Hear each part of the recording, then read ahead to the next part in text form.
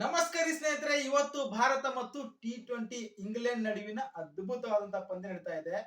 ಈ ಪಂದ್ಯದಲ್ಲಿ ದಾಖಲೆಗಳ ಸುರಿಮಳೆ ಆಗಲಿವೆ ಸ್ನೇಹಿತರೆ. ಹಾಗಾಗಿ ನಮ್ಮ ಭಾರತ ತಂಡ ಇವತ್ತು ಗೆಲ್ಲಬೇಕು, ದಾಖಲೆ ಆಗುತ್ತೆ. ಗೆದ್ದ ನಂತರ ದಾಖಲೆ ಆಗುತ್ತೆ, ಸೋತರು ಕೂಡ ದಾಖಲೆ ಆಗುತ್ತೆ. ಏನೇನ್ ದಾಖಲೆ ಆಗುತ್ತೆ ಎಂಬುದು ಪಂದ್ಯ ಮುಗಿದ ನಂತರ ಹೇಳ್ತೀವಿ. ಇವಾಗ ಭಾರತ ಮತ್ತು ಇಂಗ್ಲೆಂಡ್ ಮೊದಲ T20 ಪಂದ್ಯದಲ್ಲಿ ಸಖತ್ತಾಗಿ ಮೊದಲ ಈಡನ್ ಗಾರ್ಡನ್ ನಲ್ಲಿ ಪಂದ್ಯ ನಡೀತಾ ಇದೆ. ಈ ಪಂದ್ಯದಲ್ಲಿ ಸೂಪರ್ ಡೂಪರ್ ಆಗಿ ಪ್ಲೇಯಿಂಗ್ ಅನ್ನು ಸೃಷ್ಟಿ ಮಾಡಿಕೊಂಡಿದ್ದಾರೆ. ಹಾಗೆಯೇ ನಮ್ಮ ನಾಯಕ T20 ನಾಯಕ, ಸ್ಪೆಷಲಿಸ್ಟ್ ನಾಯಕ ಸೂರ್ಯಕುಮಾರ್ ಯಾದವ್ ಕೂಡ ಒಂದು ಕೆಲವೊಂದು ಮಾತನಾಡಿದ್ದಾರೆ. ಏನೇನ್ ಆಡಿದ್ದಾರೆ ಕೂಡ ಚರ್ಚೆ ಮಾಡ್ತೀವಿ. ಮೊದಲನೇದಾಗಿ ಹೇಳ್ಬೇಕಾದ್ರೆ ಭಾರತ ಒಂದು ಜರ್ಸಿ ಇದೆ. ಈ ಜರ್ಸಿ ಕೂಡ ಒಂದು ಲಾಂಚ್ ಮಾಡಿದ್ದಾರೆ, ನೋಡಬಹುದು ಇಮೇಜ್ ನಲ್ಲಿ. ಈ ಜರ್ಸಿ ದುಡ್ಕೊಂಡು ಇವತ್ತು ಆಡ್ತಾರೆ. ಚಾಂಪಿಯನ್ ಟ್ರೋಫಿ ಕೂಡ ಇದೇ ಒಂದು ಜರ್ಸಿ ಆಡ್ತಾ ಇದ್ದಾರೆ ಅಂತ ಕೂಡ ಹೇಳ್ಬೋದಾಗಿದೆ. ಹಾಗೆ ನಮ್ಮ ಭಾರತ ತಂಡಕ್ಕೆ ಹೊಸ ಜರ್ಸಿ ಈ ಒಂದು ಲಾಂಚ್ ಮಾಡಿದ್ದಾರೆ. ಹಾಗೇನೆ ಇನ್ನೊಂದು ವಿಷಯ ಏನಪ್ಪಾ ಅಂದ್ರೆ, ಸೂರ್ಯಕುಮಾರ್ ಯಾದವ್ ಚಾಂಪಿಯನ್ ಟ್ರೋಫಿ ಸಲುವಾಗಿ ಕೆಲವೊಂದು ಮಾತನಾಡಿದ್ದಾರೆ. ಅವರು ಸೆಲೆಕ್ಟ್ ಆಗಿಲ್ಲ ಸ್ನೇಹಿತರೆ.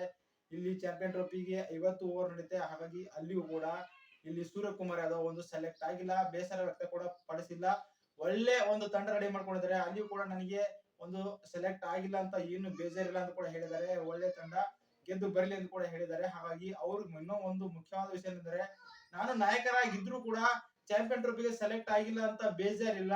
ಆದ್ರೂ ಕೂಡ ಒಳ್ಳೆ ತಂಡನೇ ಇದೆ, ಈ ತಂಡ ಗೆದ್ದೇ ಗೆಲ್ತಾರೆ ಅಂತ ಕೂಡ ಈ ರೀತಿಯಾಗಿ ಮಾತನಾಡಿದ್ದಾರೆ ನಮ್ಮ ಸೂರ್ಯಕುಮಾರ್ ಯಾದವ್ ಅಂತ ಕೂಡ ಹೇಳ್ಬೋದು. ಹಾಗೇನೆ ಮೊದಲನೇ T20 ಪಂದ್ಯಕ್ಕೆ ಪ್ಲೇಯಿಂಗ್ ನಲ್ಲಿ ನೋಡಬೇಕಾದ್ರೆ, ಮೊದಲನೇ ಪ್ಲೇಯಿಂಗ್ ನಲ್ಲಿ ಭಾರತ ಪರವಾಗಿ ಒಂದು ಅದ್ಭುತವಾದಂತಹ ಆಟಗಾರರಿದ್ದಾರೆ ನಮ್ಮ ಭಾರತ ತಂಡದಲ್ಲಿ. ಮೊದಲನೇ ಓಪನಿಂಗ್ ಸಂಜು ಸ್ಯಾಮ್ಸನ್ ಮತ್ತು ಅಭಿಷೇಕ್ ಶರ್ಮಾ ಅವರು ಸಖತ್ತಾಗಿ ಆಡ್ತಾರೆ. ಇವರು ಒಂದು ಪ್ರಥಮ ಸ್ಥಾನದಲ್ಲಿ ಆಡ್ತಾರೆ. ಮೂರನೇ ಸ್ಥಾನದಲ್ಲಿ ತಿಲಕ್ ವರ್ಮಾ ಆಡ್ತಾರೆ.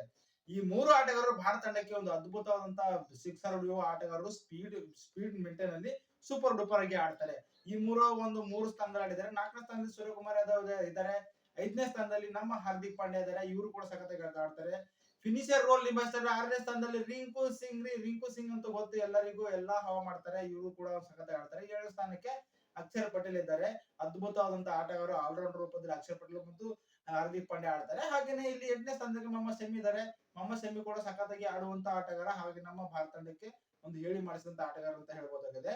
ಹಾಗೇನೆ ಇಲ್ಲಿ ಹರ್ಷಿತ್ ರಾಣಾ ಇದ್ದಾರೆ, ಅದ್ಭುತವಾದಂತಹ ಪ್ಲೇಯರ್. ಅವ್ರ ಜೊತೆಗೆ ಮತ್ತೊಬ್ಬ ಹರ್ಷದೀಪ್ ಸಿಂಗ್ ಕೂಡ ಒಂದು ಬ್ಯಾಟಿಂಗ್ ಮಾಡ್ತಾರೆ, ಬೌಲಿಂಗ್ ಕೂಡ ಚೆನ್ನಾಗಿ ಮಾಡ್ತಾರೆ. ಹಾಗೆ ನಮ್ಮ ಭಾರತ ತಂಡಕ್ಕೆ ಹೇಳಿ ಮುಡಿಸಿದಂತ ಆಟಗಾರ ಚಕ್ರವ್ಯೂಹದಲ್ಲಿ ಇಂಗ್ಲೆಂಡ್ ತಂಡಕ್ಕೆ ಬೀಳಿಸುವ ಆಟಗಾರ ಅಂದ್ರೆ ಚಕ್ರವರ್ತಿ ಇದ್ದಾರೆ.